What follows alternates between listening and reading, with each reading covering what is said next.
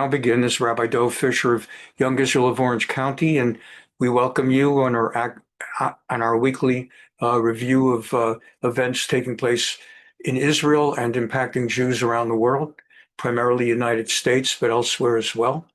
If you share the link with other people, they can share and benefit too, and we invite you to subscribe to this channel and to give us likes. Give us a like. Okay, that's that. One or two quick overview issues for what we're covering today.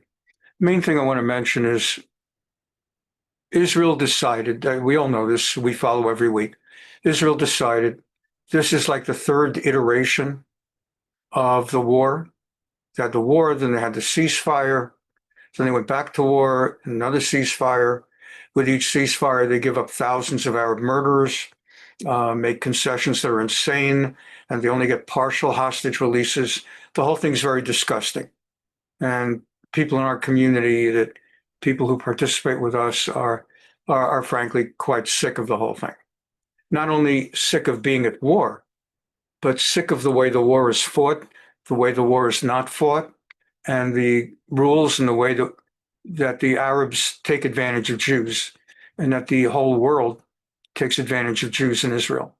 And what manages to happen in this war is that a bunch of murderers came across the border, murdered 1,200 people, put babies in ovens and raped, etc. And the end result is that Macron and the Labour Party of England and the Labour Party of Canada want to repay them for everything they did with their own country, which is never going to happen, but they're trying to give it to them. And just the idea that there would be that kind of response. And secondly, the idea that everyone around the world for the last year and a half, everything is at Israel. Even if you're for Israel, everyone's there trying to talk to Israel, make a ceasefire. Nobody condemns Hamas. That's just some lip service at the end. So they condemn Israel, and oh yeah, by the way, free the hostages.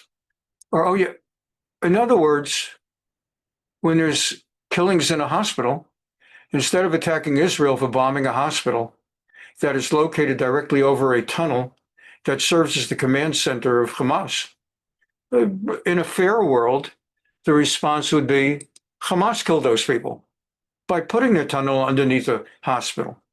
And they would be the ones condemned. We hereby condemn Hamas for putting their command headquarters under a hospital and endangering all of these people, or under a school, or under a residential building. And the extraordinary one-sided, hateful kind of responses. You never hear that from Macron of France, or let's say Keir Starmer and his obnoxious, obscene foreign secretary, David Lammy, or this guy, Mark Carney, who succeeded Justin Trudeau. All the left-wing nations, and some right-wingers too, but all the left-wing ones, all focusing on Israel. This war would have ended a long time ago, I believe. And a lot of Gazans who were killed would be alive today if the focus from day one had been on Hamas. That we, the world, will not tolerate what Hamas did. There will be consequences for Hamas, for countries to get together, hold press conferences saying, if you don't get back all those hostages, there will be consequences for you. United Nations, criminal court, criminal justice. It will be you that is held accountable, and promptly. The whole thing would be different, but it's not. Which, of course, in a roundabout way, like scratching your left ear with your right arm, in a roundabout way, in the long run, at great sacrifice for Israel, is going to end up being to Israel's advantage. Because if the world did what they should have done, the war would have been over a year ago. A lot more Gazans would be alive. And actually, Gaza would look more like Gaza. And by playing the game this way, they have extended the war unnecessarily, forcing Israel to do it alone with some American backing by Trump primarily. And the end result, they're going to end up raising, with a Z, R-A-Z-E, they're going to end up raising Gaza completely and possibly evacuating the people from Gaza, which actually serves Israel's purposes far more than Israel ever would have dreamt it could get. But because of the one-sided anti-Israel, pro-Hamas approach of the world, they put Israel in a position where she's raising everything. So there's that. And the other thing is the feigning of hungry, or whatever they are. They're definitely not famine. It's always been a big lie. We've covered that so much, don't even have to talk about it. You just look at previous week's discussions. There's no famine, never has been famine. But Israel, this third iteration, really did cut back on the food a substantial amount, because that food goes to Hamas. It's the idea is it's humanitarian relief going to the people of Gaza, who, by the way, don't deserve humanitarian relief. They elected Hamas. They have not uprooted Hamas. It's on them. But Israel insanely has been sending in food. And then the food goes to Hamas, which is why we never see Hamas fighters hungry. Hamas fighters are fed well, and they take all the food and then sell it to the people of Gaza at a profit. And that is what finances their war, enables them to pay salaries to their soldiers. That's how it works. People become terrorists. Partly they want to kill Jews, but you got to make a living, got to support a family. And an important part is the Hamas pays their salaries. Now, where did it get the money? From Israel's food. It's like, forget about the money Qatar sends them. Israel's financing Hamas with that food. So finally, on this third iteration, you have Netanyahu finally saying that we're not going to do it that way. And in conjunction with the United States, this time for the first time, instead of sending it in through the United Nations and UNRWA and Europe, all of whom end up with the food going to Hamas, this time they're running a different kind of program with the United States to get the food in. And what Hamas and the Arabs are doing, with the full blessings of Macron in Europe, is they're trying to turn the American-Israeli food distribution project into a failure, so as to create a world response that nothing short of feeding the people through UNRWA and the UN will be successful. And if you do it as an Israel-America project that sends in the food without it going via Hamas, it's not, they create this false image, it's not getting to the people, and it's only leading to greater disaster. And so Hamas goes to the centers, the 3 or 4 centers where food is being distributed, and they shoot guns, they shoot people. And then the media report that there were riots and people were shooting each other for food. They weren't shooting each other for food. Hamas is there creating chaos with the intention to be, if you can create an international sense among the Macrons and the Lammies and the Keir Starmers and even the Germans, and you can create the sense that nothing short of doing it through UNRWA is working, that it will put an end to this American-Israel venture. But actually, the American-Israel venture is bringing the food in without it going to Hamas. And they're beginning to feel it financially. They can't pay their people. So that's 2 important issues going on. A lot of stuff going on as always.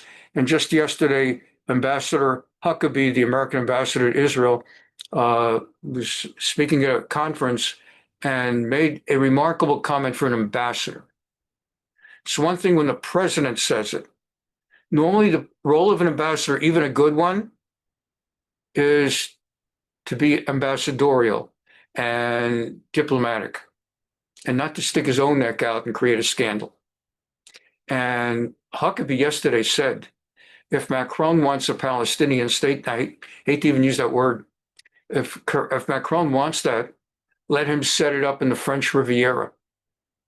That's for an ambassador to say that. Well, that's for Trump to say, maybe Vance, maybe a senator. But normally ambassadors simply make speeches about how we are on your side, Israel, we're watching out, but you don't normally pick a fight like that. So Huckabee, he's a piece of work, a good one. So that's right before, it hasn't, I don't have a clip of it yet, but I wanted to mention that. We begin with a stark warning from the United Nations humanitarian chief, Tom Fletcher, who has told... As soon as you hear a British accent, it's almost surely going to be bad. Unless it's this one woman, Natasha Hausdorff, a tremendous, tremendous asset and just a tremendous advocate for Israel, Jewish. Besides her, as soon as you hear a British accent, unless it's some British friend of yours who's Jewish, and you know it's going to be bad. They're all, even though it's English. So you know that Macron and the French, nothing good's going to come out of them. And from the Germans, even when they talk nicely, the simple word Germans is saying a lot right there. But when it comes to the Brits, it sounds okay. But there's a reason that Israel blew up the military wing of the King David Hotel and assassinated British officials in the 1940s. They are bad people, and they totally line up with the Arab side. On the Conservative Party of Britain, which is in the opposition now, they are better than Labour, and their current leader, who may not be a leader for much longer, is that black woman, Kemi Badenoch, who is amazing. She's amazing. She'd be great if she were the prime minister of Israel. She's amazing. But she's in the head of it's like Pierre Poilievre in Canada. They're conservative leaders, but they're not in charge. Told the BBC that 14,000 babies could die in Gaza within the next 2 days unless aid reaches them. Lies. Israel began a blockade of Gaza 11 weeks ago. On Monday, it began to ease it, but witnesses saying just 5 trucks crossed into the territory. The UN says that is a drop in the ocean. It has been given permission for as many as 100 trucks to cross into Gaza today. We have some pictures that can show you some of those trucks moving through the checkpoints in the last few hours. But according to Tom Fletcher, unless that aid delivery operation is significantly and immediately increased, thousands of lives in Gaza are at risk. He's been speaking to my colleague Anna Foster. Well, these are robust words, and it's welcome. I mean, there's clearly a dialing up of the collective international position because the situation is dire. The real test of the words will be whether we can get that aid in. We are there on the border right now. We have thousands of trucks ready to go. We know how to do this. We've done it before, and we are demanding that the world back us in pushing Israel to let us get in and reach those people who are starving right now. And yesterday it was five trucks of aid that went in, not fit for purpose in this case. No, that's a drop in the ocean. And let's be clear, those 5 trucks are just sat on the other side of the border right now. They've not reached the communities they need to reach. And, let me describe what is on those trucks. This is baby food, baby nutrition. There are 14,000 babies that will die in the next 48 hours unless we can reach them. You heard it. It's like he actually says this on live BBC News. There are 14,000 babies who will die in the next 4. None of them died. Nobody died, and that time is long since passed. Nobody died. But that quote was all over the world, newspapers, online, everywhere, that Israel is killing 14,000 babies. Just pure hatred and lies, and no shameless lies. This is not food that Hamas are going to steal. No. We run the risk of looting. We run the risks of being hit as part of the Israeli military offensive. We run all sorts of risks trying to get that baby food through to those mothers who cannot feed their children right now because they're malnourished. Just full of crap. Any good day at all. She doesn't look like she's got famine. Are you aware that the media just put out a report that 14? So what goes on is that senators and congressional representatives walk the halls of Congress, and we've been seeing this a lot ever since you had cameras on smartphones. It's like a thing for people to hang around in the halls of Congress, catch senators and congressional representatives as they're walking down the hall, start up their smartphones and get on video and like buttonhole the representative or senator and try to get them on record, either saying something outrageous along the lines of what they want to hear or to embarrass them. So here they spot Ted Cruz of Texas, great friend of Israel.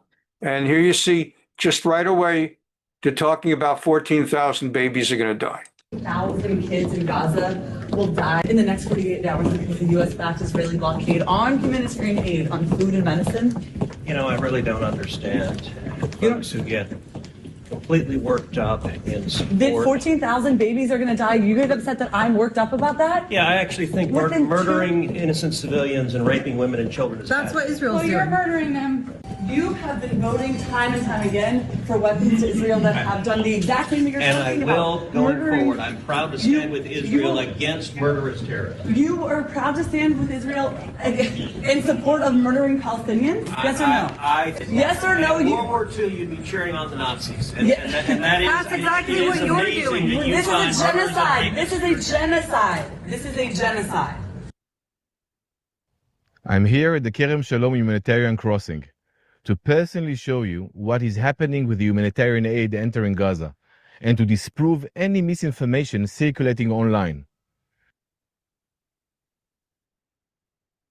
Behind me, hundreds of trucks worth of aid waiting to be picked up at the Gazan side of the crossing. Close to 900 trucks of aid have already entered Gaza, and today over 80 more will enter. In addition, the new distribution centers are operated by the GHF. 16,000 packages have been distributed within the past few days. Each package is enough for an entire family for a week. The aid is being let through, but UN organizations prefer to cooperate with Hamas rather than with us. In the last few days, multiple aid distribution centers operated by the international aid organizations have been established in close cooperation with the United States and COGAT. 2 centers are working today, and the third will be ready in the coming days. This is a long-term program. As part of these efforts, the IDF continue to allow and facilitate the transfer of humanitarian aid through here, the Kerem Shalom crossing. As you can see behind me, almost 1,000 trucks were recently transferred to Gaza via the Kerem Shalom crossing, following a thorough security inspection. It is now on the UN and the international organizations to ensure its proper distribution. We must not forget who is the aggressor and who is responsible for this situation. Hamas has been stealing aid meant for civilians and starving the population for too long. Despite Hamas' continued and cruel abuse of the people of Gaza and their attempts at intimidation, Gazan civilians continue to arrive and receive assistance. The IDF will continue to facilitate humanitarian aid into Gaza to provide for the humanitarian needs of the civilian population, while taking necessary steps to ensure that the aid does not reach the hands of Hamas and gets to those in need. Hamas starves the people of Gaza. Hamas loots the aid meant for Gazan civilians. Hamas continues to hold 58 of our hostages captive. This is what we are fighting for, the return of our hostages and to dismantle Hamas. Donald Trump said during his visit to the Gulf states that a lot of people are starving. We're going to look into that. Is he wrong? We should always look into everything. Is he wrong? I am saying clearly there is no starvation in Gaza. We've seen pictures Hamas- of children starving. We hear testimony daily here on the BBC from...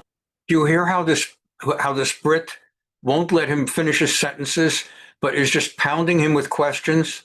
She's an anti-Semite, not just from this interview. As I prepare these classes and I see things, she's a BBC, a real anti-Semite, and you see how passionate. She's not even going through the formality of talking dispassionately, but she's basically arguing with him. That's, of course, Naftali Bennett, who's kind of a centrist political person, was the previous prime minister for a short amount of time. From aid agencies and doctors of all nationalities who say the children they see are malnourished, at least, if not worse. So we're pouring in the aid. What I can say is that a lot of things that you say or you show are not true, are fake. And it's not the first time. How do we get these pictures then if they're all fake? You know, on October 17th, BBC said that El Hali Hospital was attacked by IDF from Israel by a rocket, killing 500. And you had a field day on that. And then, lo and behold, 24 hours later, It was a These are recent jihad, pictures. Islamic These are, jihad Mr. rocket. Mr. and it Bennett, wasn't these are 500 recent pictures excuse that me. we see. It wasn't 500 deaths, it was 10 deaths. So it wasn't Israel, it was the Hamas and Islamic Jihad. Besides that, you got everything right. So let me just... We have got everything some right doubt- besides that. Excuse me. Did you say that? Did you? Sorry, I misheard you. So what I'm saying very clearly, there's a tremendous amount of misinformation, of fake news. We do not deliberately kill anyone ever. That's not our policy. That's Hamas's policy. We're fighting for our defense. It's messy. It's difficult. We hate it. We hate war. My own son serves in the military. You think we're happy? I've been to over 400 mournings of soldiers. It's horrible. But there's one thing worse than war. It's being helplessly massacred by an enemy who wants to kill all of us. We're not going to let that happen again, even if some people don't like us. Meanwhile, a new poll shows rising despair in Gaza, with nearly half of residents wanting to immigrate. And still, most Gazans continue denying that Hamas committed atrocities on October 7th. More on this from ILTV's Mayan Hoffman. Nearly half of Gaza residents, 49%, say they would be willing to apply to Israel for help immigrating to another country. That's according to a new poll released by the Palestinian Center for Policy and Survey Research. The findings highlight growing despair in the war-torn. That's important. It's an Arab poll. So the Arabs put out this poll. Half the 2 million want to get out. And that was Trump's thing. And that's the thing for a lot of Israelis. Let's get them out. So you now have a mindset that half of them want to get out. Enclave, where access to food is dwindling and more than half of respondents report losing a family member during the war. The survey, conducted between May 1 and 4, also reveals deep divisions over Hamas's leadership and credibility. While 48% of Gazans support the recent wave of anti-Hamas protests, 54% believe those demonstrations are being driven by outside forces. Strikingly, nearly 90% of Palestinians, including those in Gaza, say they do not believe Hamas fighters committed the atrocities captured in videos from October 7th, 2023. That's despite... You got that. More than 90% of the Arabs in Gaza do not believe any atrocities happened on October 7th.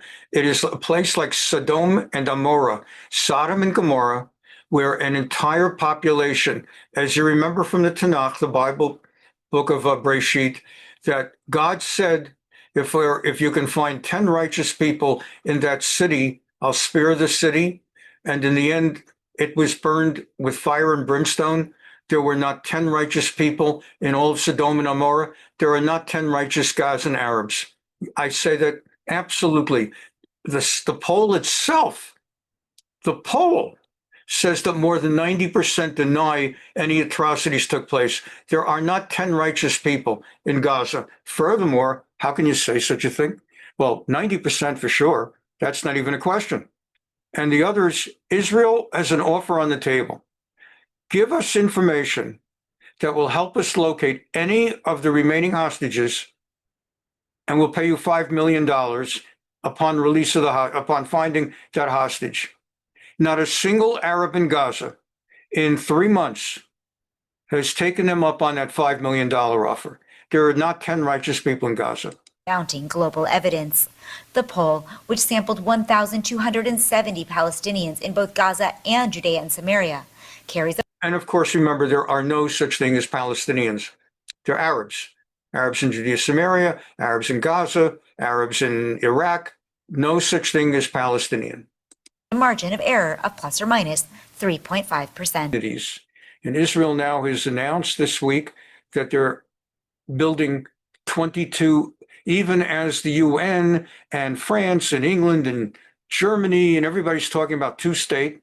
Israel's response is, we're now building another 22 Jewish communities in Judea, Samaria. Settlements are going to be popping up in the West Bank after the Israeli government approved this major expansion. It's all part of this broader plan from both the defense minister, Israel Katz, and finance minister, Bezalel Smotrich.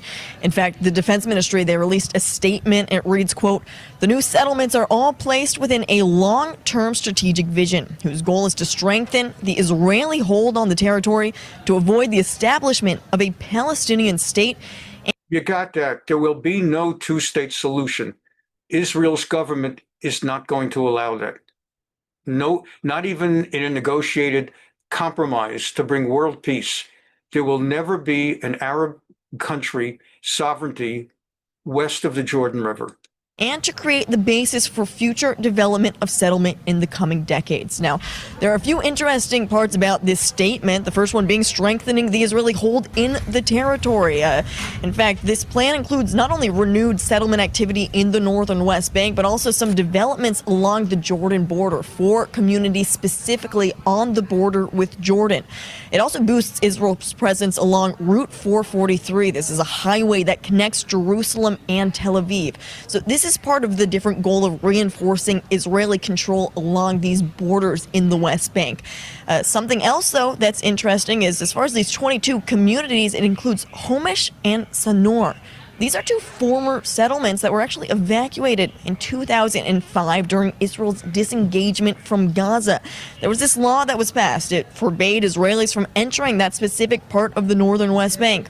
And even now, these are in areas near Jenin, Kabatia, areas that the IDF is conducting near daily raids to crack down on terror activity in the northern West Bank. But last year, this law that forbids Israelis from entering that specific part, that law was repealed, which essentially paves the way for these new settlements. And this is also in line with that second part of the defense minister's quote that says to avoid the establishment of a Palestinian state. Well, finance minister Bezalel Smotrich, he hails this, quote, bid day for settlement, an important day for the state of Israel. That is Smotrich. He's really great. If I were in Israel voting, he's my guy. Let's remember, it was just in May 2023. I like Ben Gvir, but he's my guy. That Smotrich said his life mission is to thwart the establishment of a Palestinian state, and he instructed the Israeli government to prepare for 500,000 future Israeli settlers to enter the West Bank. And so with the Israeli government approving these plans, 22 new settlements and renewed settlements as well, when we talk about some of those formerly evacuated settlements now popping back up in the specific areas in the North and West Bank, it certainly seems Israel is expanding its foothold and its stronghold in these specific areas in the West Bank.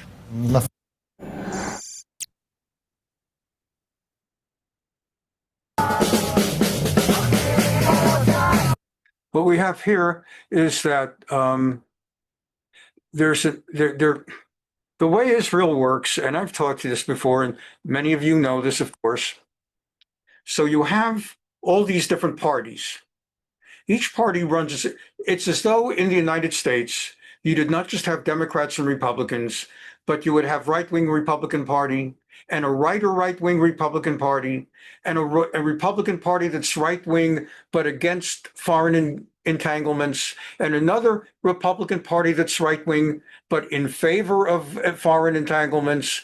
And then the Democrat side, you have liberals, and then another party that's woke but not interested in destroying America, and another party that's woke and wants to destroy America, and another party that's outright Marxist, and another party.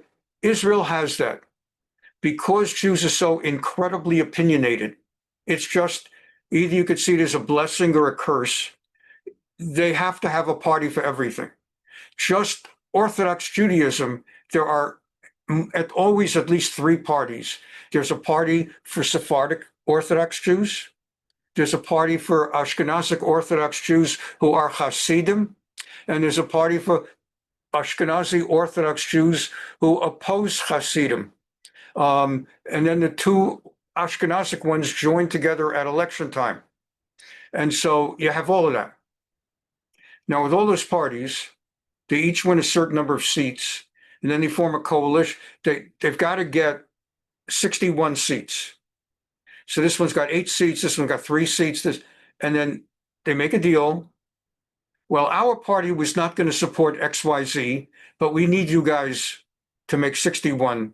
So doggone it, we're going to go along with your thing, but you're going to have to go along with our things. And that's how they make deals to get to 61. And they find some areas they all would rather have than the other side. And the other side does the same thing. And what normally happens in Israel is after 2 years, give or take, of the parties living together under their agreement, they get sick of each other and they regret ever making the deal to begin with. And they try to get out of it. And what's going on now is the right-wing Orthodox, Ashkenazic, and Sephardic, they believe they don't want their young men drafted into the army, which is too much to talk about now. And the other right-wing parties, they serve in the army. They want them in the army too. But they need them in the coalition or they won't have a coalition. So they agree, we won't draft your people, but then you have to vote for our things. And that's how they form a coalition on that. And then after 2 years or so, no one anticipated a 2-year war. And there are a lot of people really, have been called back on reserve. They've been at war 3 times for 2 years of war, and they come home for a few weeks and then they get called back. And there's that sense that our families, our kids, we are serving for 2 years. We're away from our families, can't work. And then these people are sitting in yeshiva and they're not going in the army. And we think it's okay if there's a 3-month war or a 6-month, there's 2 years. It's just not fair.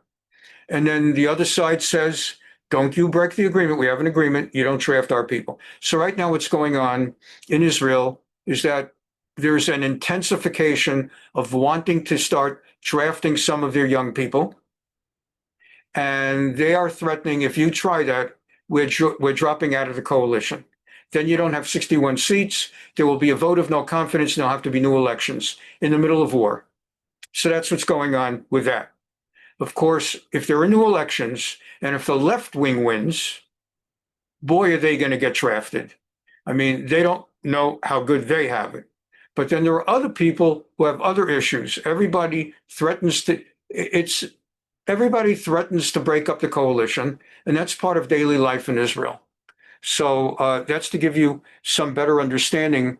What's going on now is all going on this week. Every week is insane. As I've talked to you, here we go. עם תחילת הדיווחים על המתווה המתגבש לעסקת חטופים, מתברר שהמתווה הוא גם בעיה פוליטית. המתווה שהולכים לשם זה סלקציה נוראית, עם ויתורים מאוד מאוד כואבים, שבעיניי הם אסון.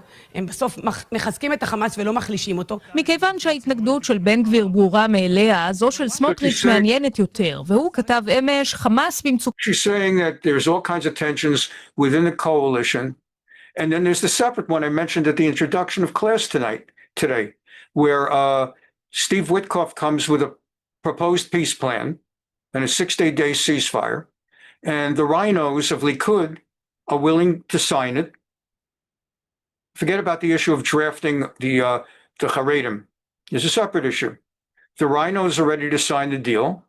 And Smotrich and Ben Gvir are saying, if you sign that ceasefire, we're dropping out of the coalition and you won't be able to govern and we'll have to go to new elections. So that's what this story is. Everybody's threatening divorce at the same time. But nobody can afford the alimony. זאת תהיה איוולת הזויה לשחרר עכשיו לחץ ולחתום איתו על עסקה חלקית שתעניק לו חמצן. So he's saying on X, Twitter, that Hamas has never been in worse shape than it is now 2 years into this war. It will be the worst thing imaginable if at this moment you would sign a partial deal with them that gives them oxygen. I will not allow it. If I have to, we'll pull out of the coalition. Nikuda. Stop. In other words, end of sentence, full stop. לא יאפשר לדבר כזה לקרות, נקודה. בתגובה באופוזיציה הצהירו שוב על הנכונות לשמש רשת ביטחון. On the other hand, the opposition parties, Benny Gantz of his party and Yair Lapid of his party are saying, if Smotrich and Ben Gvir, the right-wingers, pull out of the coalition because we signed a ceasefire, then we, 2 left-wing parties, promise Netanyahu that we will temporarily join his coalition not literally in the coalition, but we will vote with him in the Knesset so he can continue to carry 61 seats and go forward with the ceasefire. So we're guaranteeing him safety net to sign the ceasefire, the Witkoff ceasefire. We won't bring a motion of no confidence. We'll keep him in power for a little while, but they're going to stab him in the back also. There's like a whole. והמחנה הממלכתי תיתן גיבוי לכל מתווה שישיב את החטופים. Our party will give backing to any plan that is signed to bring back any number of hostages, even one hostage. Even if you give up everything imaginable for just one hostage, we will back it. אנחנו נמשיך לפעול על מנת להחליף את הממשלה הזו. Now, don't get me wrong. We will be working full-time to overthrow this government, but temporarily we'll support them while they get any hostages out. אבל אנחנו לא נפיל אותה בגלל עסקת חטופים. So that's Benny Gantz, or Gantz. They don't have an A in Hebrew, so it's Patach. This is Gideon Sa'ar, who was Benny Gantz's partner in his party and then broke off from Benny Gantz's party when Netanyahu promised to make him defense minister or foreign minister, secretary of defense or secretary of state in Netanyahu's party and government. So he left midway through the election term with his 4 guys or so, became secretary of defense for a day or two. There was an uproar within the Likud, and they decided to give him secretary of state instead, to keep him in that party. בינתיים, גם מתוך הממשלה יש מי שמנסים ליישר את סמוטריץ' בחזרה. גדעון סער כתב ככל שיהיה סיכוי. And then Sa'ar, he went on X to say, I'm also in favor of getting out those hostages. That's got to be our priority.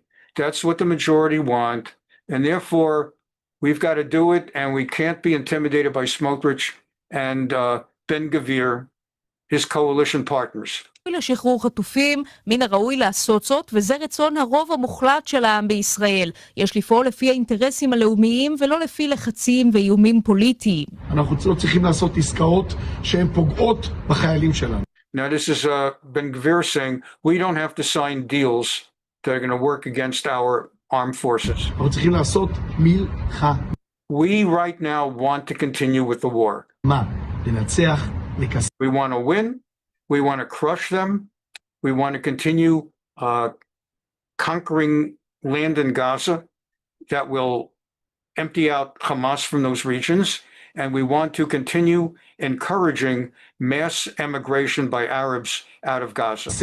להמשיך לכבוש ולעודד הגירה. ואם זה לא מספיק, בינתיים מתפתח בעבור הקואליציה משבר פוליטי מקביל, הפעם מול המפלגות.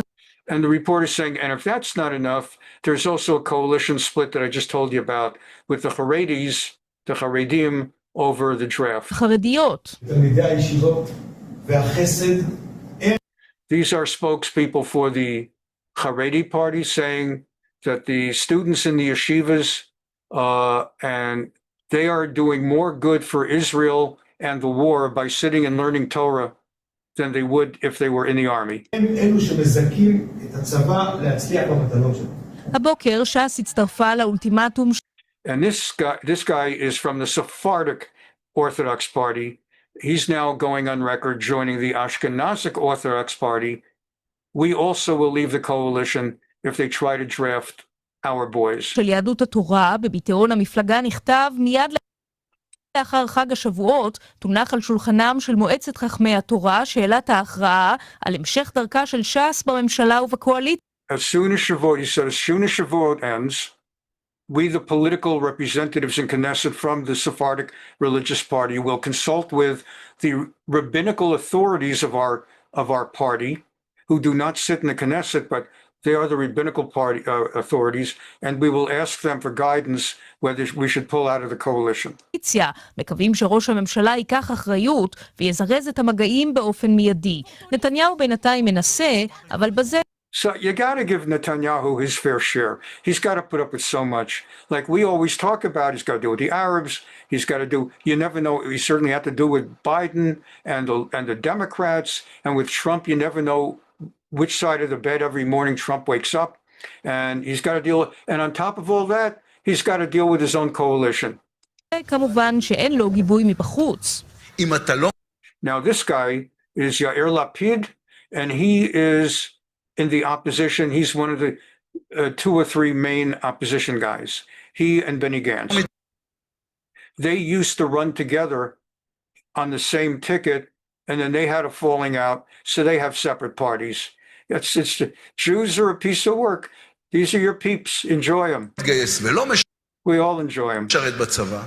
לא תקבל מעונות בחינם ולא תקבל קצבאות ותקציבים ולא תיסע לחול ולא תקבל רישיון נהיגה. And he's taking the position, which is a growing position. The same boys who don't serve in the army, who are in those yeshivas all day, they are supported by government handouts, what Obama used to call entitlements. They don't work, and they're paid handouts, entitlements. And their families are paid entitlements. And that's what goes on. And you can imagine how angry the non-religious and others are that their tax money is being spent to pay these kids not to go to fight in the army side by side with their own families. So you've got all of that going on. So Lapid is saying, what we're going to do is if we can't get them to serve in the army, they're no longer going to get handouts, and we're no longer going to give them various government financial programs and we're not going to let them fly out of the country. And we're not going to let them get driver's licenses. וכשגם מתוך הקואליציה יש רבים שמתעקשים לחוקק חוק גיוס משמעותי שלא יהיה מקובל על החרדים, נתניהו מוצא את עצמו בבעיה פוליטית משני כיוונים במקביל. Israeli politics. I'll play this another week because of time, because much else is required explanations. I'll bring this up another week. And opposition to the war is growing inside of Israel. Okay. Not only does Netanyahu and all of us have to grasp what's going on among the parties in the Knesset, as we just said, the fighting over whether to draft the Haredim, and the fighting over whether to sign a partial ceasefire. But on top of it, you have former prime ministers of Israel who are basically traitors, actually treason, who, as soon as they lose power, they don't do like in America where they just go on the other side and work within America for the next 4 years to take back the White House, but they travel around the world accusing their country of the worst possible things. That is, they will take down the country of Israel if they could, if they don't get to be prime minister. So Ehud Olmert is a former prime minister who eventually was forced out and thrown into prison because of financial crimes. So it's not like he even lost an election. He was thrown into prison. And now that he's out of prison, he's going around, he hates Netanyahu, and he's going around the world telling anybody that will listen to him that Israel is committing war crimes. That's just what Israel needs, because the way that the media report it, they don't give you the background that he's a traitor who spent time in prison. He's a convicted liar. They just tell you the former prime. It's like saying that, I don't know, that George Bush or Lyndon Johnson, well, he's dead now, but like saying that George Bush or Obama is walking around saying XYZ, that they're putting Americans into ovens. I mean, it's insane stuff. Israel as well. Among those speaking out is the country's former prime minister, Ehud Olmert. And they don't tell you anything about his background and his criminal record. And there he is on CNN, Kristi Amadpour, who herself is an anti-Semite. In a new opinion piece for Haaretz, making headlines around the world, he says Israel is committing war crimes. There you go. There you go. Israel's committing war crimes. He joins me now live from Tel Aviv. Mr. Prime Minister, thank you so much for taking the time. Your criticism... And she calls him Mr. Prime Minister. He's not going to be a prime minister anymore. He is currently Mr. Criminal. That's the last title he's actually held. His prior title was prime minister. His more recent title is criminal, convict. Of this government and how it's been conducting this war is not new. You have been outspoken on that front for many months now. But going to this level and saying that Israel is in fact committing war crimes is something entirely different. I want to read from your piece. You said, what we are doing in Gaza now is a war of devastation, indiscriminate, limitless, cruel, and criminal killing of civilians. We're not doing this due to some disproportionate outburst by some soldiers in some unit. Rather, it's the result of government policy, knowingly, evilly, maliciously, irresponsibly dictated. Yes, Israel is committing war crimes. So what has changed in your view, and why are you speaking out publicly and globally now? Because now he is hoping to get back into politics. Well, as you said before, I've been speaking for a long period of time, and I criticize the Israeli government and particularly the lack of any vision about what comes. What happened, particularly in the last few days, was the statements made by Israeli cabinet ministers, the leading cabinet ministers, that say we should starve Gaza. What is it if not a war crime? Here you go. I mean, how can a Okay, for time reasons, more than anything, you get the idea. So that's one of them. Thank you. And here's the other one. Last week, I introduced you to Yair Golan, also a traitor. He went on, he's the head of one of the political parties on the left. Today, we've really gotten to meet most of the political leaders of Israel. We've seen the two Orthodox party leaders, and Smotrich and Ben Gvir of the right, and of course Likud. And we've been taking a look at Benny Gantz and Yair Lapid. And this is the third guy from the left. He's the most left of all. He's a Marxist. He's an outright Marxist. I'm not calling him a name. His name is Yair Golan. And he is the one who gave an interview about a week ago saying that Israel kills babies as a hobby. Israel kills babies as a tahbib, a hobby.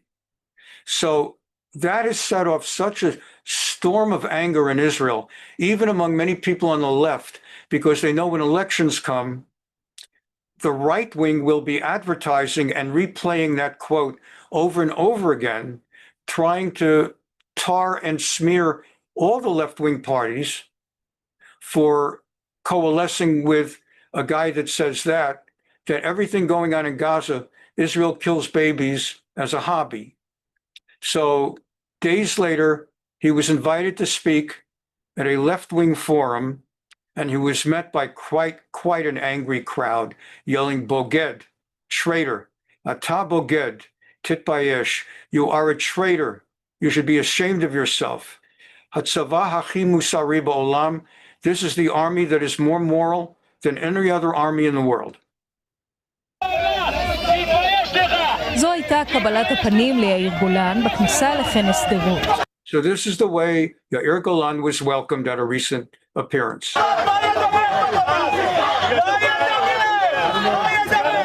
אחרי מחאה בדרישה שלא יאפשרו לו לעלות לבמה. First, the people requested not to allow him onto the platform, but they were told that he's entitled to speak. יושב ראש הדמוקרטים. יאיר גולן התייצב מול המיקרופון ושתק. דקות ארוכות הוא שתק והאזין לקריאות האלה. לבסוף, גולן פתח במונולוג. ב-1995. And now he talks after a few moments of letting them yell at him. He says, in 1995, it was people like you who assassinated Yitzhak Rabin. That's how they have a give and take in Israel. That's how they. So if you disagree with me, he could say you're not giving me a right to speak. Could say you're showing incredibly bad manners. You could say you're taking my words out of context, but no. He comes back and says, you're the people who assassinated Yitzhak Rabin. מסיתים כמוכם הביאו לרצח ראש ממשלת ישראל יצחק רבין. ואתם עם ההסתה שלכם הבאתם לרציחה שלו. You brought about his murder. You haven't learned anything. You never will learn anything. למדתם כלום, לא תלמדו כלום. And now they're yelling, BB, BB, you know, the nickname of Netanyahu. ביבי, ביבי, יופי, יופי. Yeah, BB, BB, very nice. הוא זה שמוביל אתכם, מעוות He's the one who's leading you and blinding your eyes. את העיניים שלכם, וגורם לכם לעשות רק דבר אחד, לשנוא, He causes you to do one and only one thing, to hate and hate and hate. Anyway, this is the past week. This is just the past week. We report, you decide. Okay, now we go to the United States where things were calmer. Charles Schumer, senator from New York, the leading Democrat, now the Senate minority leader, which thank God, instead of being the majority leader, he just wrote a book. And the book is about anti-Semitism. He's against it. And in order to sell more books, you go around on appearances. And here's what happened when he was at a book signing. We'll just catch a few minutes of it. There's a real Holocaust to the Palestinian people. Come on. There's a real Holocaust happening in Gaza.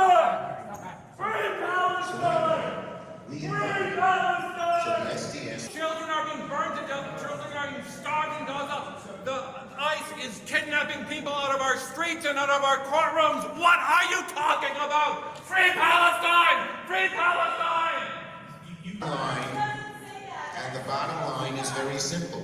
Hamas does not believe there were children is gonna haunt you forever. Palestine, your soul, your endeavor. If you don't believe, You are a disgrace to New York City, a disgrace to humanity. You're a genocidal monster, and you will never wash your hands of Palestinian blood. Long live Palestine! You don't speak for the Jewish people. You are Zionist, and Zionism is not Judaism. You have blood in your hands. You're a liar, a filthy liar, okay? And it's about time you say it. What really hits me the most is that clearly 98% of that room disagree with these people, are disgusted by these people, have come to hear Schumer, but not one of them stands up and says so. All cowards. You know they're at a Schumer book signing because they're interested in hearing him. Me, I'm not interested in hearing him, but they are. And not one of them speaks up. Other than the security, no one speaks up. No one gets up and says, why don't you shut your mouth? And then everybody can clap. No one. That's how people are. No one wants to get involved. Cowards, cowards, cowards.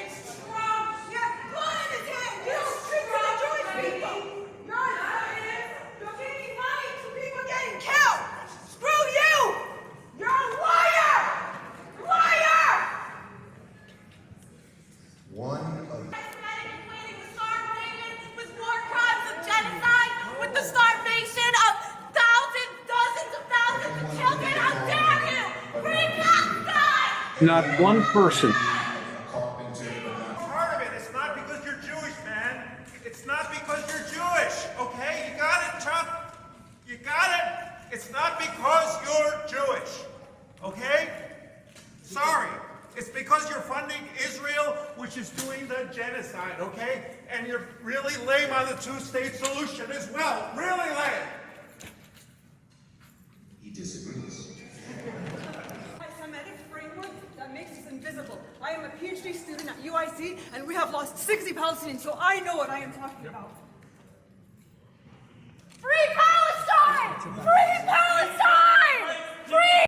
You know, come to think of it, maybe the reason nobody's telling them to shut up is it may be that the entire room is made up of these people. And the hundreds of thousands. Free Palestine. It's in the book. That's in the book. The bottom line is, these folks don't believe in free speech. You're killing disabled people here, and you're killing disabled children in Gaza. It's happening. Okay, you get the idea.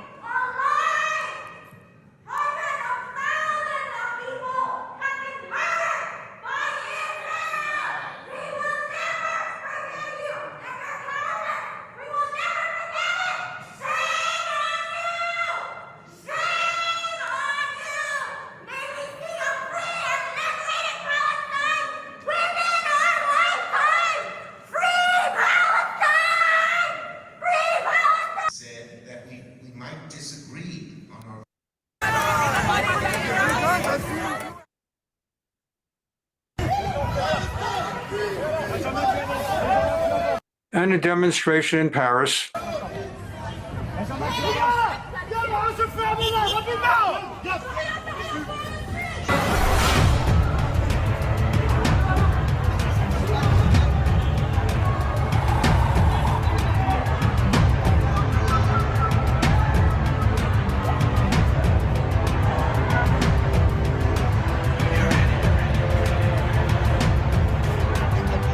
Those helmets, these guys look like they're out of Star Wars.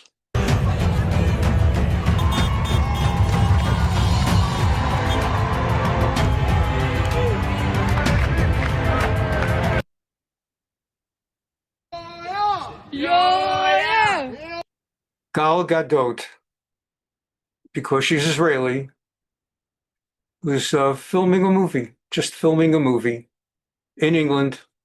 Last week, we saw a guy tearing mezuzahs off doors in England. Here they are lecturing Israel. It's such a, well, not racist, such an anti-Semitic country.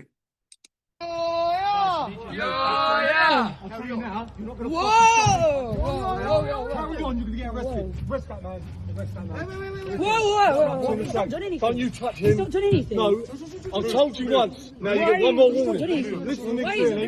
You get one more warning. He's not done anything. Fire stage appeal. Why are you asking him? What's he doing? What's he doing? Well, he's not doing anything. What's he doing? He's not doing anything. Carry on, you'll get arrested. Carry on, you'll get arrested. For what? For what? Under what power? What's he been arrested? מאז 7 באוקטובר, גם קנדה, מדינה מערבית שלווה, אינה בטוחה עוד Canada used to be such a safe place for Jews, and now even Canada. The report on Israeli TV I-24. It's no longer safe for Jews and Israelis the way it once was. It's safe, but it's not what it was. עבור יהודים וישראלים. במונטריאול ובטורונטו ספגו בתי ספר יהודיים. There have been very violent and vicious demonstrations outside Jewish institutions in Montreal and Toronto. התקפות. התקריות חוזרות על עצמן. וכך גם הפחד. Really, the great tragedy on that one is that Trump, and you know, I'm pro-Trump, you all know that, but Trump really screwed up the Canada election. Pierre Poilievre was leading by 23 points, and they were going to throw out the left, and Poilievre is like the most pro-Israel guy imaginable, and then Trump started that stupid thing with the 51st state, and the country got all scared, and they decided they wanted someone who's older and more experienced in world affairs, and just a damn shame. So instead of getting someone like Poilievre who could have put an end to this, Carney actually incites it. ולא רק ירי, יש גם מכות. כמו האירוע הזה ברחובות טורונטו. גבר בן 88 מותקף בידי מפגינים. An 87-year-old was knocked over at a front of a shul in where was that? Toronto. פרו-פלסטינים. בקנדה נרשמת עלייה חדה במיוחד בתקריות אנטישמיות. עד כדי כך שהמועצה לביטחון לאומי כאן בישראל... You know, 90% of these so-called Jews, they're not Jewish. Either they're totally not Jewish and they just feel they're more effective attacking Israel if they say they're Jewish, or they're children of non-Jewish mothers or non-Jewish grandmothers, people converted, reform. These are not yeshiva kids. הוציאה אתמול אזהרת מסע למדינה על סיכון מוגבר לאירועי טרור. We have had schools firebombed. We've had synagogues firebombed. We have regular abuse, harassment, threats of violence, incitement to hatred. ואלה הנתונים החמורים. עלייה של 670% באירועי אנטישמיות בקנדה מאז 7 באוקטובר, לפי דוח ממשרד התפוצות. 670% increase in anti-Jewish attacks since October 7. בקנדה יש 400,000 יהודים. There are 400,000 Jews in Canada, making it the fourth largest Jewish community in the world, after the United States, France, and England. קהילה היהודית הרביעית בגודלה בעולם, אחרי ישראל, ארצות הברית וצרפת. אני מכירה יהודים במקומות מסוימים שהורידו את המזוזות מהדלת שלהם, או יהודים שהם לא מדליקים. I know Jews who have had their mezuzahs torn off their doors. I know Jews afraid to light Friday night Shabbat candles, if it'll be seen through the windows. נרות, איפה שאפשר לראות אותם. בא אלינו איזה מישהי, היא מתקרבת אלינו, והיא צורחת, I wish Hitler was still alive. I was walking at University of Waterloo and someone's yelling, I wish Hitler was still alive. אנחנו בהלם. גם בקנדה, ממש כמו בארצות הברית, הקמפוסים הם זירה In Canada, like the United States, the university campuses are the worst. מרכזית לפעילות העוינת הזאת. באוניברסיטה שלו, דביר זגורי גרינבאום הצליח לבלום יוזמת BDS יחד עם סטודנטים יהודים אחרים. אבל יש גם את היום-יום. קבוצה של אנשים שבאמת, כאילו, אתה תגיד להם, אני ישראלי, שם להגיד את זה בצד, פתאום אתה רואה שהם משנים פנים. פתאום האף שלהם מתעקם.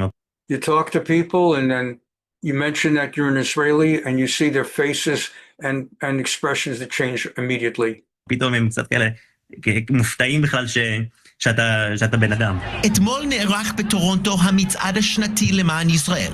On the other hand, yesterday, that's a week ago, Toronto had the annual March for Israel. פעם זה היה יום חג לקהילה היהודית. עכשיו זה הפך It used to be a big holiday atmosphere celebration annually, like the New York Israel Day Parade. But this year, instead of being just a simple expression of parading happily for Israel, it turned into a big political confrontation with the anti-Zionist South and forced to. מפגן של אומץ. אתמול, 56,000 Yesterday, 56,000 Jews in Toronto יהודים בטורונטו יצאו למצעד בעד came out to march, We Stand with Israel. ישראל, I walk with Israel. זה קורה פעם בשנה. מה שהאנטישמים רוצים שנעשה, זה שני דברים. הם רוצים שאנחנו נפחד, ושבאמת נגיב לאיומים האלו. והדבר השני, הם רוצים לנקר אותנו מהדת שלנו. The anti-Semites want us to be afraid and want us to back down from being Jewish. Toronto police considered it appropriate to allow the pro-Hamas thugs to literally line the route. They were right up beside the families with children, yelling horrific insults and abuse at them. אני לא מפחד לחיים שלי, אני חושב, אבל יש הרבה עוינות, וזה לא קנדה שגדלתי בה. Look, I'm not afraid, I'm not scared, but it really is crummy that it's turned into this. מה שאנחנו יכולים לעשות, זה בדיוק מה שקרה אתמול. ההפגנה הזאת של יהדות, של ישראליות, של גאווה, של ביחד, ההצהרתיות שבזה, זה... That which we have to do is what we did yesterday. Massive public demonstrations of pride in being Jewish, in being Israeli, in unity, that we're all in this together, and standing strong and proud. People need information. They don't have it. The environment's very complex. It's very fast-moving. Not everyone is an expert on what's going on in the Middle East, and they're being punished. Canadian Jews are being punished for what is going on in the Gaza Strip. Senator Husakos.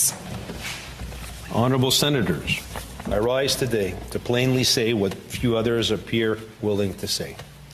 Jews are no longer safe in our country. It's not that they feel unsafe, they are unsafe. And we as politicians are in no small part to blame. Anti-Semitism and Jew hatred is now expressed openly, shamelessly, and without restraint in Canada.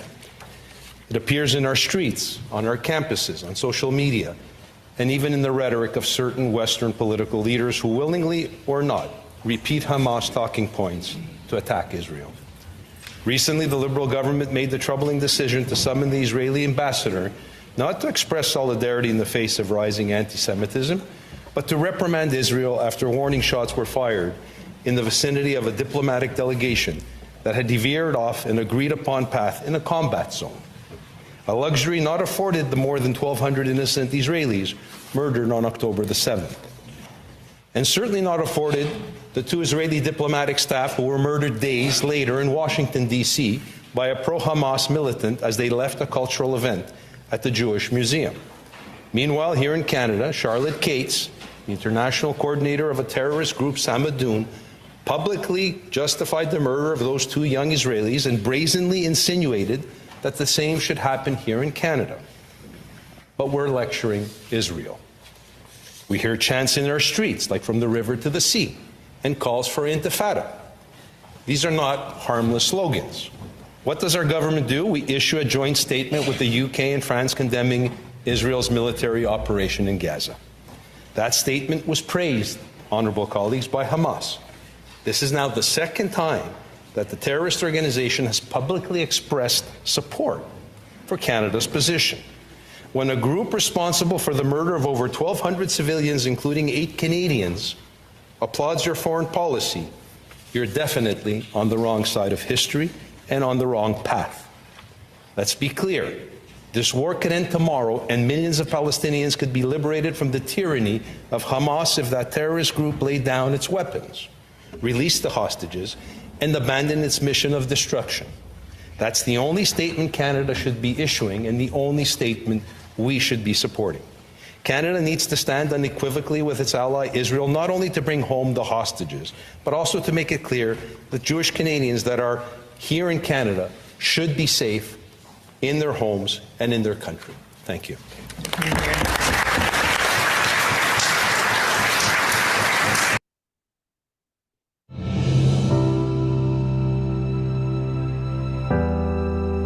Today is my favorite day of the year, the day that the community comes together to show our love for Israel and our strong connection. More than ever, we need moments to come together, to stand proud, and to celebrate who we are. We are blown away by how many of you are here as we show the world that we are one proud and united This is Canada. community. It's a tough time for the community, so to see us band together and, with faith and optimism is important.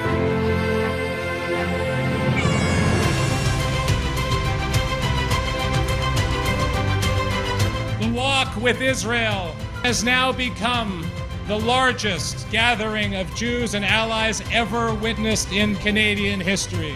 We have 56,000 people walking, which is amazing because it is the 56th annual anniversary. Absolutely remarkable. This is what unity looks like. This is what love looks like.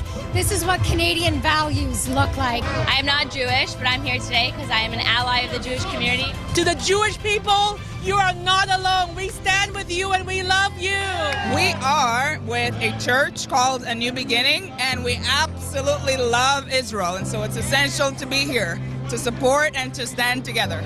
As a Nova survivor, when I see all these proud Jews, it makes me feel better. It makes me feel proud, make me strong. We are a big, big family, big, proud Jewish family. So thank you for that. It's very emotional to be here from Israel and to be able to bring back these stories and this pride to everyone back home. כל החטופים יחזרו הביתה בעזרת השם בקרוב.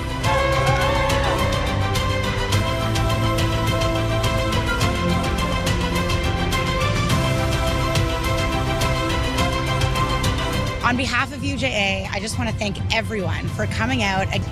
Wasn't that fabulous? Doesn't that inspire you after some of the other stuff? Wow. And that was just this past week in Canada. And I wanted that part of the Canada, what we're covering. Wow. Is that just inspiring? I want to begin by thanking Foreign Minister Saar for this kind invitation. And I regret that I cannot be with you all in person.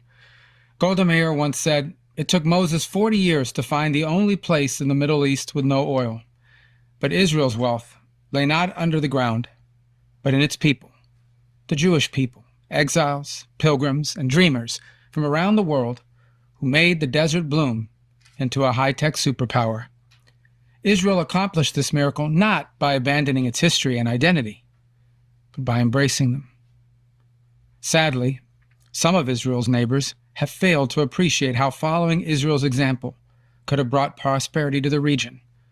Instead, they chose war. They decided to impoverish their people in a futile effort to destroy Israel. They succeeded in the former, while failing in the latter.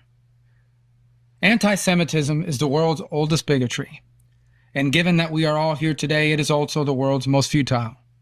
Egyptian pharaohs, Roman emperors, Persian shahs, and Middle Eastern despots have sought to destroy the nation of Israel.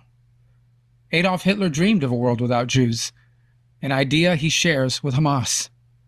Today, these regimes and empires have crumbled into dust, but Israel stands, and the Jewish people prosper. I pray for the day when the entire world will recognize the futility of anti-Semitism, when leaders will abandon self-destructive hatred and forge a new future in partnership with Israel by building on the Abraham Accords. Under President Trump's leadership, there are signs that the future may be closer than we dared dream. But only if we can overcome the futile, persistent evil of anti-Semitism can we reach that future. Earlier this year, I stood beside Foreign Minister Sa'ar at the Yad Vashem Memorial. I remembered the millions of Jews who were slaughtered and reflected on the meaning of the words, "never again." The importance of those words were brought home to every American last week when Yaron Lashinsky and Sarah Milgram were murdered in cold blood outside of the Capitol Jewish Museum here in Washington, D.C. Yaron was a Christian born in Germany who came to love the Jewish state. Sarah was from Kansas and loved Yaron. They dreamed of marrying in Jerusalem, and instead, they were cut down in cold blood by a monster who did not care about Yaron's faith or Sarah's background. We should never forget that as he was being arrested after killing 2 innocents who he believed were Jews, the murderer proudly screamed, "Free, free Palestine." He's great. Rubio is great. And another one to know about is Kristi Noem. You may not have known how good she is. I want to thank Secretary of Homeland Security, Kristi Noem, for her important visit to Israel. This visit, after the horrific murder of Yaron Lashinsky and Sarah Lynn Milgram in Washington, shows solidarity and demonstrates the close relations between our people. Our hearts break for this loss of young, promising lives. Thank you. Good morning, and thank you, Minister. I appreciate your hospitality and your focus on recognizing those that we have lost. Following the horrific terrorist attacks in Washington, D.C. that took the lives of Sarah Milgram and Yaron Lashinsky, President Trump asked me to come here to Israel, to stand with all of you and to honor Sarah and Yaron. Today we stand together with profound grief, and our hearts are heavy with the loss of these 2 radiant souls that we will no longer have with us. Their lives were so full of promise and love and dedication, and may they be an inspiration to us of how to live our daily lives as well.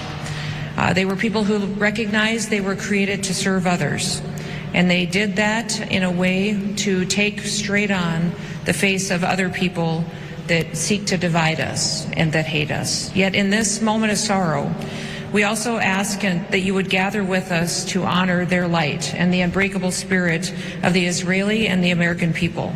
Yaron was known for his infectious smile and his unwavering commitment to peace and the vision of the Abraham Accords. But he believed in peace and goodness. Friends and family shared of Sarah that she glowed with warmth and compassion, dedicating her life to fostering peace and understanding. Her work for initiatives like Tech to Peace and her career in public diplomacy were incredibly important to her. Their love for each other, a bond that was so strong that Yaron had already chosen a ring to propose to Sarah here in Jerusalem. It reminds us of the dreams that terrorism seeks to destroy every single day. But we will not let hatred have the final word. Sarah and Yaron's lives are a testament to the power of love and service. They stood for something that was much larger than themselves, and their memory calls us to do the same. They have lived a life of significance that has forever changed us. Together they embody the very best of Israel, courageous, hopeful, and dedicated to peace. Now, yesterday at the Western Wall, I prayed Jeremiah 31. And Jeremiah 31 says, "Thus saith the Lord, A voice is heard in Ramah, lamentation and bitter weeping. Rachel is weeping for her children. She refuses to be comforted for her children because they are no more. Thus says the Lord to us, keep your voice from weeping and your eyes from tears, for there is reward in your work, declares the Lord, and they shall come back from the land of the enemy. There is hope for your future, declares the Lord, and your children shall come back to their own country. I ask that God may bless Israel and that God may continue to bless their families, wrap his arms of comfort around them during this time. President Trump extends his greetings and his grief to all of you, and he stands with you as we fight this hatred in the world and know that Yaron and Sarah's lives will be of significance and will matter and will bring a unity among us that will help us defeat our enemies. May God bless Israel, and may God continue to bless the great United States of America. Thank you, Minister.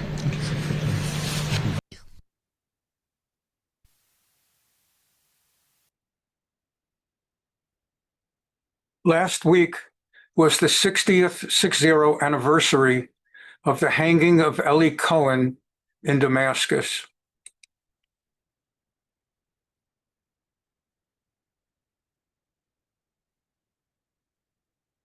As I said, we're winding down now. We have like 2 remaining segments. Eli Cohen, there's no sound on this video. Eli Cohen was sent by the Mossad to Syria, and his goal was to be a spy and see what he could find out. And extraordinarily, he actually managed to work his way up so close to the leadership of Syria itself that the president of Syria designated him to be the deputy defense minister of Syria. The deputy defense minister of Syria was a Mossad spy. Through that opportunity, he was able to locate and be shown secret locations where Syria had placed their military on the Golan Heights, underground bunkers, so that when Israel would be at war with them, Israel would not know where to look. And suddenly Syrian soldiers would emerge from underground with weapons. And he famously came up with an idea saying that it's unfair to our wonderful soldiers that they should have to be in such heat year-round, the hot blazing sun. We should plant trees, eucalyptus trees, to provide them shade. So the Syrians planted eucalyptus trees so that the soldiers, when they come out of their underground bunkers, since there was no war at the time, would have the benefit of shade. And when the 1967 war happened, IDF, Sava, knew exactly where to attack on the Golan Heights because they just aimed. They knew that everywhere there was a eucalyptus tree, there were soldiers. And that was one of several things he did. He also sabotaged, thanks to his getting advanced information, he sabotaged a Syrian plan to poison the waters of Israel and to poison the Lake of Galilee, Sea of Galilee, Lake of Kinneret. He was hanged, and Syria has refused to return his body. And now that there's a new government in Syria trying to work with America to get sanctions released, on this, the 60th anniversary of his hanging, there's new momentum to try to get Eli Cohen back to Israel. Who was Eli Cohen, the legendary Israeli spy who operated in Syria? Cohen was born in Alexandria, Egypt, to a devout Jewish family originally from Aleppo, Syria. He grew up fluent in Arabic, Hebrew, and French, which later became key to his success in espionage. In 1956, Cohen and his family fled Egypt and moved to Israel, where he married Nadia Majald, an immigrant from Iraq. Cohen's linguistic skills and cultural knowledge eventually caught the attention of the Mossad, Israel's national intelligence agency, who by 1960 recruited and trained Cohen in espionage techniques, radio communication, and building convincing cover stories. From 1961 to 1965, Cohen posed as a wealthy Arab businessman named Kamel Amin Thabit, infiltrating top Syrian military and government circles. He collected vital intelligence from Syrian officials, including a plan to cripple Israel's water supply by diverting waters leading to the Sea of Galilee. Much of Israel's military success in the Six-Day War is attributed to Cohen's efforts, with many even crediting him with planting eucalyptus trees to aid Israel in identifying Syrian military installations. Cohen was caught, tried, and executed by Syrian authorities in 1965 at the age of 40 and is survived by his wife Nadia and 3 children. He became known as a national hero, symbolizing sacrifice for Israel's security. In 2018, his watch was retrieved by Israeli forces who returned it to his widow Nadia. In 2019, the Netflix miniseries The Spy was released about his heroic story, which earned Sacha Baron Cohen a Golden Globe nomination for his portrayal of Cohen in the series. Now, following the fall of the Assad regime, Israel has re-established contact with Syrian and foreign officials in a renewed effort to locate and repatriate Cohen's remains. We hope this will finally bring some closure to his family, who have been waiting for his return home for nearly 60 years.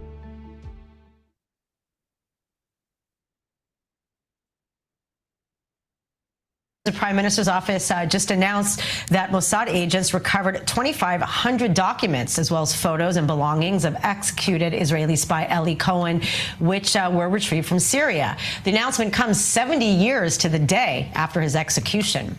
Also among the recovered items, keys to his Damascus apartment, forged passports, and photos that he took during his days in espionage, particularly of senior Syrian officials. The items were presented to the Prime Minister, as well as Mossad Director David Barnea and the widow of the late Eli Cohen. His will was also recovered, which he wrote only hours before his execution. We have Ariel Osaran, our Middle East correspondent, back here to talk about this. Interesting timing, 70 years to the day, right after the release of Idan Alexander. So what does this tell us? Is this the first that we've even heard of an operation? I'm wondering if it's been ongoing for quite some time. Actually, about 60 years. And here's some quick interest as we close down. First of all, El Al put out a 1-minute thing to show how they paint their airplanes. They just got their new Dreamliner.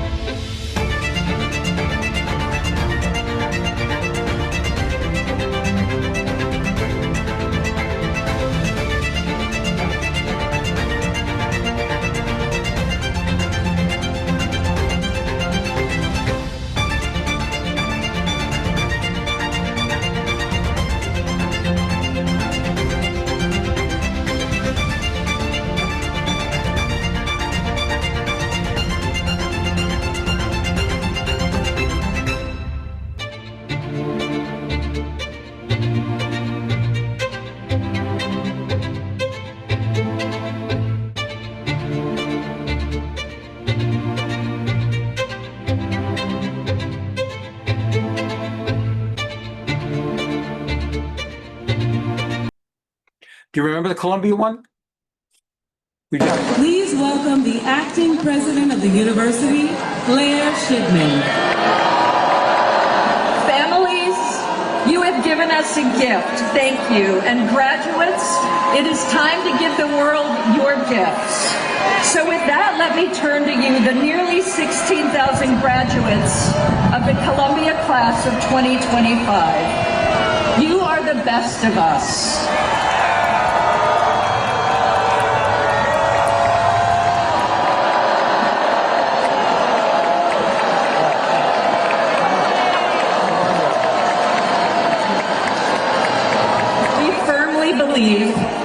That was the Columbia graduation, and we just saw Stefanik was honored, and let's just take a little, as we close it down, let's...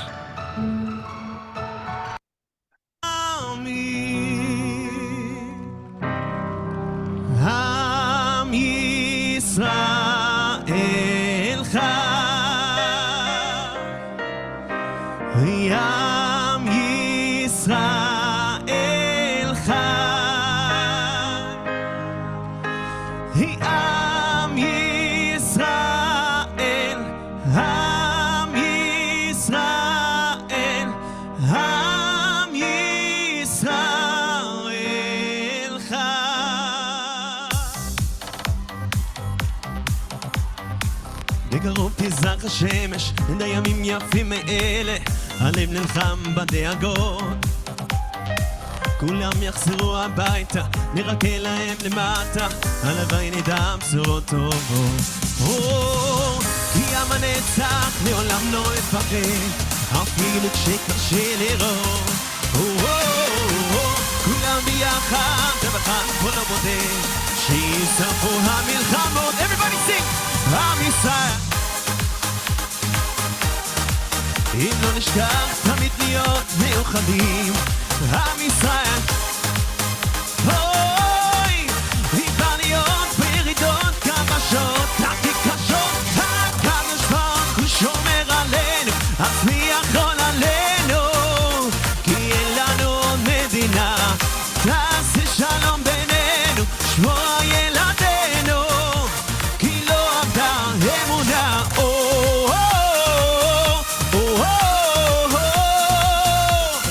עם ישראל, עם ישראל חי. תעשה שלום בינינו. I'm not sure whether you picked that up. That's Stefanik. She's dancing. שמוע ילדינו, כי לא עבדה אמונה.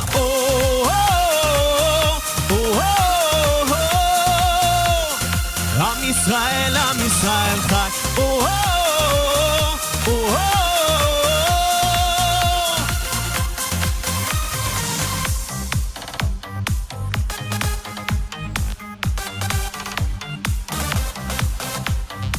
כולם יחזרו הבית. Again, that was Stefanik. I mean, נרקה להם למטה. not only did she get a honorary degree, but she's on the floor dancing with the people there. That's she on the left. כולם יחזרו הביתה, נרקה להם למטה, הלוואי נדע בשורות טובות. כי עם הנצח לעולם לא נפחד, אפילו כשקשה לראות. כולם ביחד ובחן פה לא בודד, שיספרו המלחמות. עם ישראל חי, אם לא נשכח תמיד להיות מאוחדים. עם ישראל חי,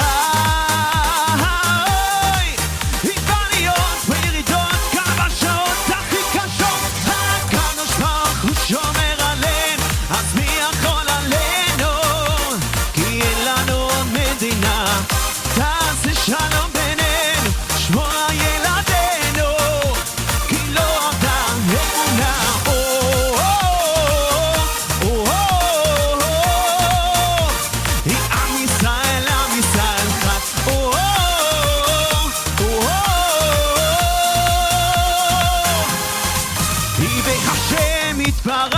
תמיד אוהב אותי ותמיד יהיה לי רק טוב, והשם יתברך. תמיד אוהב אותי ותמיד יהיה, everybody sing it, ויהיה לעוד יותר טוב, לעוד יותר טוב, לעוד יותר טוב, לעוד יותר טוב, ותמיד יהיה לי רע, ויהיה לי עוד יותר טוב, ועוד יותר טוב, ועוד יותר טוב, ועוד יותר טוב, ועוד יותר טוב, ועוד יותר טוב, ותמיד יהיה לי רק טוב. Well, everybody have a Shavuot, a happy and wonderful Shavuot. Thanks for spending part of the day. I know you have preparations to do, so do we. But it was quite a week and a lot of good stuff at the end to leave on a good spirit. Chag Sameach for Shavuot and Am Yisrael Chai. We'll see. There won't be class on Tuesday, but we'll be resuming on Thursday with the second part of the Book of Ruth. Bye-bye. Chag Sameach.